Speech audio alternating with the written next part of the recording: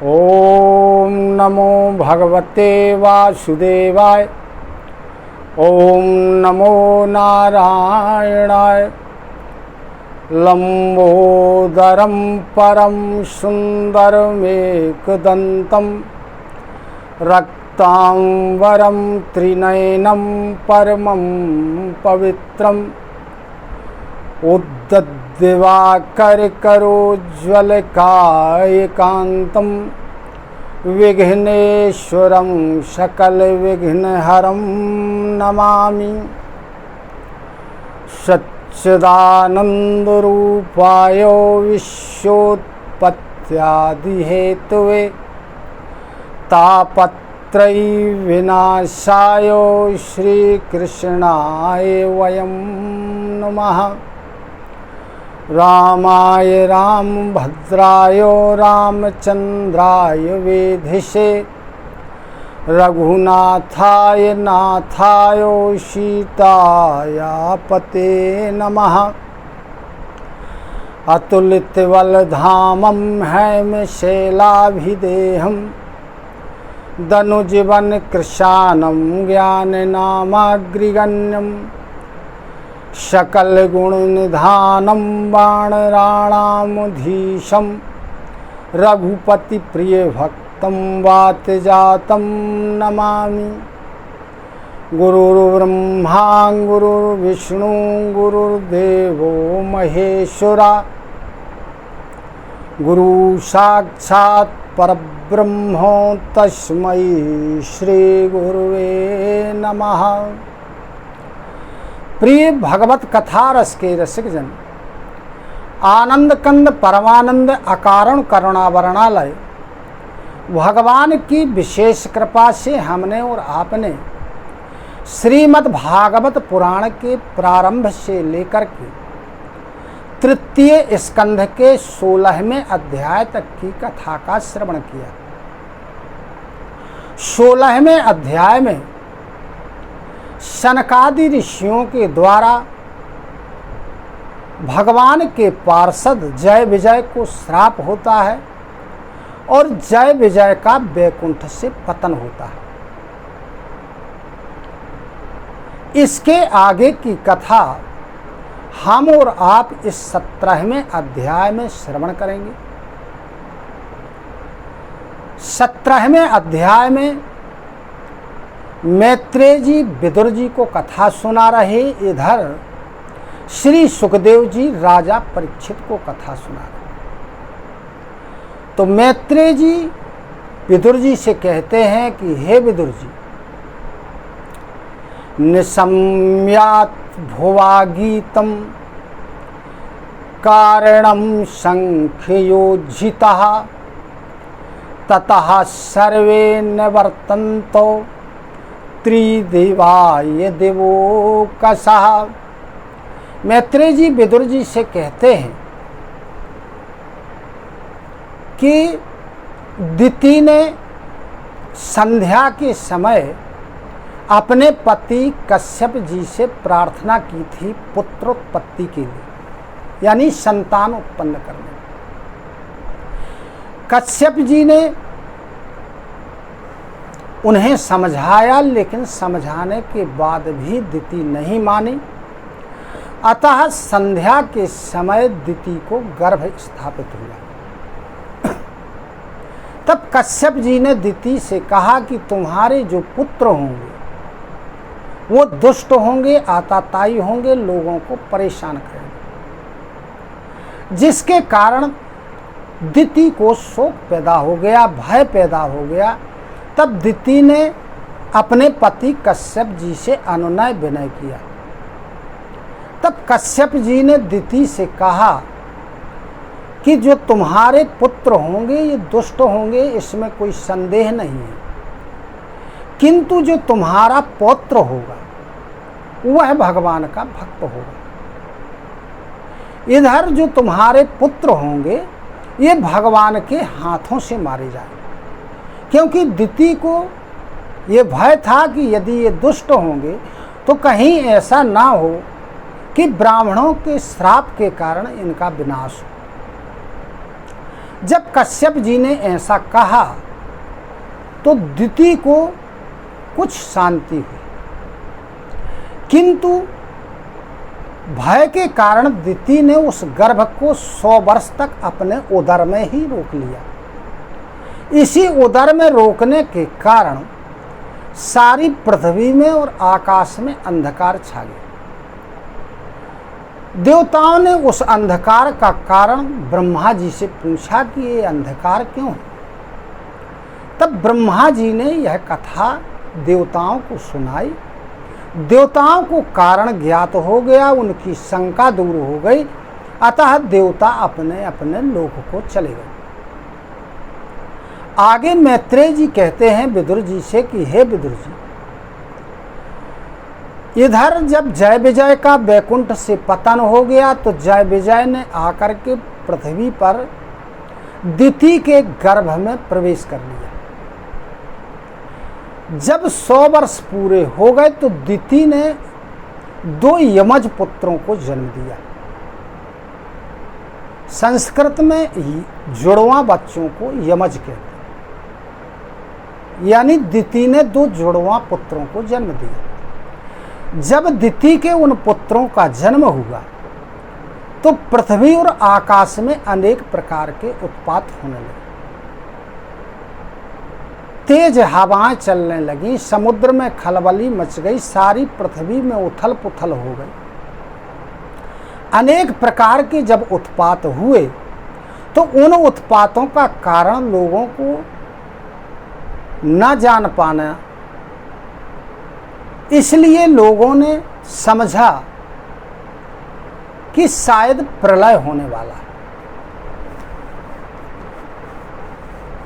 कि प्रलय होगा। जब इस प्रकार के उत्पात हो रहे तो निश्चित है कि प्रलय होगा। आगे मैत्रेय जी कहते हैं विदुर जी से कि हे विदुर जी, तावातिदैत्यो सहसा त्याज्यमानात्म पौरुषौ वावृधातेष्म शारेणो कायेनाद्रपतीयवो। वे जो दोनों आदि दैत्य थे, जय और विजय, जिन्होंने राक्षस के रूप में दिति के गर्भ से जन्म लिया, जन्म लेते ही दोनों पर्वताकार हो गए और जो उनका पूर्व का पराक्रम था वह भी प्रकट हो गया। उनका शरीर वज्र के समान हो गया। जब वे पृथ्वी पर कदम रखते थे तो पृथ्वी डोलने लगती थी, लगता था जैसे भूकंप आ गया। वे दोनों जुड़वा भाई थे। प्रजापति कश्यप जी ने उन दोनों का नामकरण संस्कार किया। तो दिति के गर्भ में जो पहले स्थापित हुआ था उसका नाम हिरण्यकशिपु रखा, और जो पृथ्वी पर पहले आया था उसका नाम हिरण्याक्ष रखा। यानी दिति के उदर में, उनके गर्भ में पहले हिरण्यकशिपु स्थापित हुआ, उसके बाद हिरण्याक्ष स्थापित हुआ। और जब दिति ने उन जुड़वा पुत्रों को जन्म दिया तो पहले हिरण्याक्ष पृथ्वी पर आया, फिर हिरण्यकशिपु पृथ्वी पर। इस प्रकार कश्यप जी ने उन दोनों पुत्रों का नामकरण संस्कार किया। हिरण्यकशिपु ने ब्रह्मा जी का तप किया। तप करने के कारण ब्रह्मा जी ने हिरण्यकशिपु को वरदान दे दिया। हिरण्यकशिपु को वरदान प्राप्त हो गया। वरदान में अनेक चीजें थी। मनुष्य के हाथों नहीं मरोगे, पशुओं के हाथों नहीं मरोगे, अस्त्र शस्त्र से नहीं मरोगे, दिन में नहीं मरोगे, रात में नहीं मरोगे, बाहर नहीं मरोगे, भीतर नहीं मरोगे। इस प्रकार अनेक प्रकार की बातें उस वरदान में थी। जब ऐसा वरदान हिरण्यकशिपु को प्राप्त हो गया तो इन दोनों को मृत्यु का भय नहीं रहा। जब मृत्यु का भय नहीं रहा तो हिरण्यकशिपु ने अपने पराक्रम के बल पर सारी पृथ्वी को अपने बस में कर लिया और हिरण्यकशिपु का सारी पृथ्वी पर एक छत्र राज्य हो गया। ये दोनों भाई बड़े प्रेमी थे, एक दूसरे से बहुत प्रेम करते थे। हिरण्यकशिपु अपने छोटे भाई हिरण्याक्ष को बहुत चाहता था। मैत्रेय जी कहते हैं कि हे विदुर जी, हिरण्याक्षो निजस्तस्य प्रियः प्रीति कृदन्वहं गदा पाणिर्दिवं यातो युयुत्सुरमृगे अनरणम। कहते हैं मैत्रेय जी की हे विदुर जी, एक दिन हिरण्याक्ष जो है अपनी हाथ में गदा लेकर के और युद्ध की तलाश में सारी पृथ्वी पर घूमा। उसे अपने बराबरी का योद्धा नहीं मिला। वह जाकर के स्वर्गलोक में पहुंचा। जब स्वर्गलोक में पहुंचा तो देवता लोगों ने जब उसको देखा तो देवता लोग इधर उधर छुप गए। जब देवता वहां उसे नहीं मिले तो वह फिर से पृथ्वी पर वापस आया और जल क्रीड़ा करने के उद्देश्य से समुद्र में घुस गया। जब समुद्र में हिरण्याक्ष ने पैर रखा तो जो वरुण जी के सैनिक थे, जो जलचर जीव थे, सब उसके भय से इधर उधर भाग गए, यानी दूर पहुंच गए। हिरण्याक्ष जाकर के वरुण देव की राजधानी विभावरीपुरी में जा पहुंचा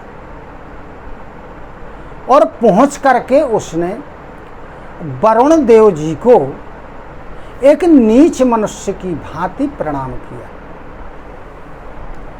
और वरुण देव जी से कहने लगा कि हे महाराज, मुझे आप युद्ध की भिक्षा दीजिए, मैं युद्ध करना चाहता हूं। तब वरुण देव जी हिरण्याक्ष से कहते हैं, तम लोकपालोधिपतिर्बृहक्षवा वीर्यापहो दुर्मद वीरमानिनाम विजित लोके खिल दैत्य दानवान यद्राजसूयेन पुरा यजत प्रभो। हिरण्याक्ष विदुर जी से कहता, वो हिरण्याक्ष वरुण जी से कहता है कि हे वरुण जी, आपने अनेक लोकपालों को जीत लिया, आप राजा हैं, बड़े कीर्तिशाली हैं। आपने दैत्य और दानवों का जो युद्ध हुआ था उसमें आपने दानवों को जीत लिया था और जो अपने को बांका वीर समझते थे, आपने उनके वीर मद को भी चूर किया था। उसके बाद आपने राजसूय यज्ञ किया था। अतः मैं आपसे युद्ध करना चाहता हूं। इस प्रकार जब मद में मत्स्य हिरण्याक्ष को देखा, वरुण जी ने उसकी बातें सुनी। वरुण जी का जब उसने अनेक प्रकार से उपहास किया तब वरुण जी को बहुत क्रोध आया, लेकिन वरुण जी ने अपने बुद्धि के बल से उस क्रोध को रोक लिया। वरुण जी क्रोध को पी गए और वरुण जी ने हिरण्याक्ष से कहा कि हे भाई, मुझे अब युद्ध की इच्छा नहीं, मैं अब युद्ध करने लायक नहीं हूं, मैं युद्ध करना नहीं चाहता हूं, अतः मैं तुमसे युद्ध नहीं कर सकता। आगे वरुण जी हिरण्याक्ष से कहते हैं, यस्यामिनान्यं पुरुषात् पुरात्नाद् यह संयुगे त्वां रणमार्ग कोविदम् आराध्यस्यत्तिसुरर्षसेवितं मनस्यनो यम गृणते भवादृशः। वरुण जी ने कहा कि हे भाई, भगवान पुराण पुरुष के सिवा मुझे ऐसा कोई नहीं देखता है जो तुम्हें युद्ध में संतुष्ट कर सके। हे दैत्यराज, तुम उन्हीं के पास जाओ, वे तुम्हारी जो युद्ध की कामना है उसको पूर्ण करेंगे। वे बड़े वीर हैं, उनके पास पहुंचते ही तुम्हारा सारा शौक पूरा हो जाएगा।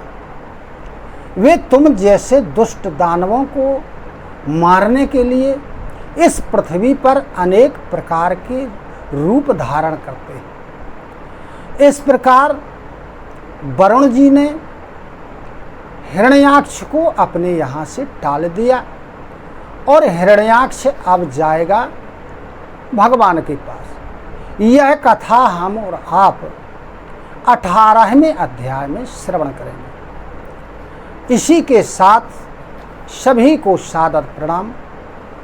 जय सिया राम, जय श्री कृष्ण। बोलो वृंदावन बिहारी लाल की जय। ओम नमो भगवते वासुदेवाय। ओम नमो नारायणाय। हरि ओम तत्सत, हरि ओम तत्सत, हरि ओम तत्सत।